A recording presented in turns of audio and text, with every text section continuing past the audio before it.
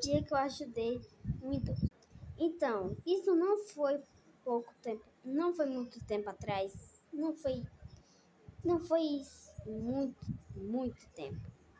Isso foi uns dias, foi umas semanas, uma semana eu acho, uma semana e meia que eu e minha irmã ajudamos uma pessoa endividada que estava passando fome lá na rua, lá do lado do hospital não, da loja lá de remédios. Aí ele tava com fome e dormindo numa caixa de papelão, pedaço de caixa de papelão.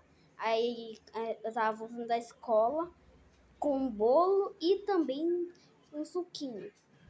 Eu e minha irmã tomamos a decisão de dar para ele. Sim, a gente fez isso, a gente ajudou um idoso.